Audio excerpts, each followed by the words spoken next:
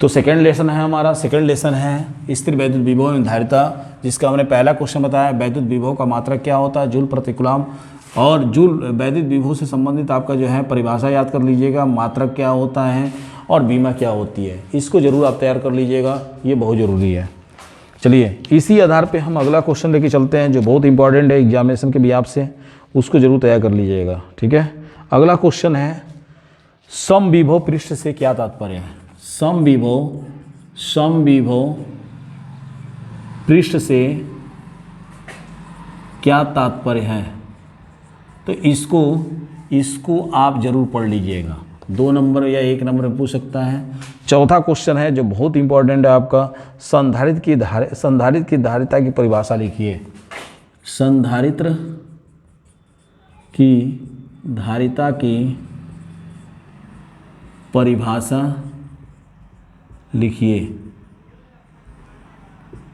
और साथ में क्या लिखिए, सूत्र भी लिखिए, यानी इसका सूत्र भी आ जाता है, इसका मात्रक भी आ जाता है और ये सब सारी चीज़ें लिखनी होती है। ठीक है, तो इसका ध्यान रखिएगा।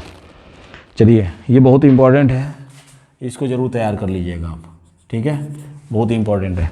अगला क्वेश्चन है जो आपके एग्ज़ाम में बहुत ज़्यादा पूछता है, उसको नोट कर लीजिए, अक्सर ये पूछा है एक न्यूमेरिकल। ठीक है, बता देता हूँ, आगे चलता हूँ। अक्सर ये न्यूमेरिकल पूछा है आपके एग्ज़ाम में। देखो जितना मिल जाता उतना तो कर ही लो, बाकी जो तैयार कर रहे हो उसको करते ही रहो, ऐसी कोई दिक्कत नहीं है। ठीक है, सब सारी चीज़ें हो जाएंगी, आप तैयार करते हुए आ रहे हो पहले से। ठीक है, क्वेश्चन है आपका जो आप कर भी लेना इस चीज़ को लिखिए।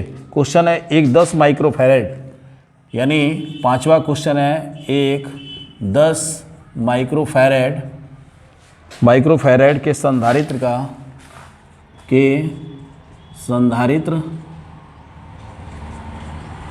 का विभवांतर 100 वोल्ट से 100 वोल्ट से 200 वोल्ट कर देने पर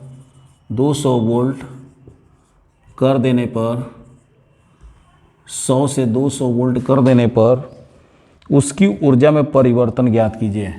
उसकी ऊर्जा में परिवर्तन ज्ञात कीजिए।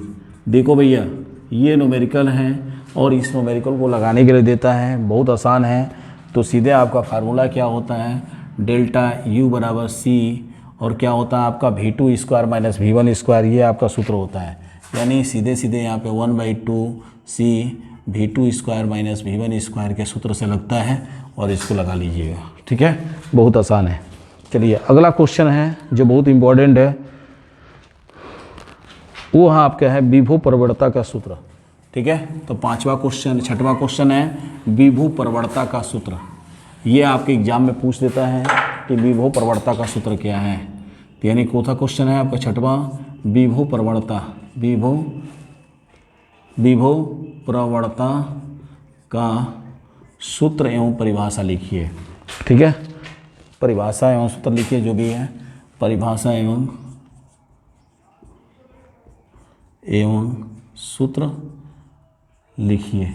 ठीक है, तो आप उस चीज़ को कर दीजिएगा। ठीक है, चलिए आगे चलते हैं जो बहुत इंपॉर्टेंट क्वेश्चन है सब। चलिए अगला क्वेश्चन है वैद्युत विभव की निरक्षीय स्थिति में वैद्युत विभव। ये बहुत इंपॉर्टेंट क्वेश्चन है, आने की बहुत संभावना है। 7वां नंबर क्वेश्चन है कि सिद्ध कीजिए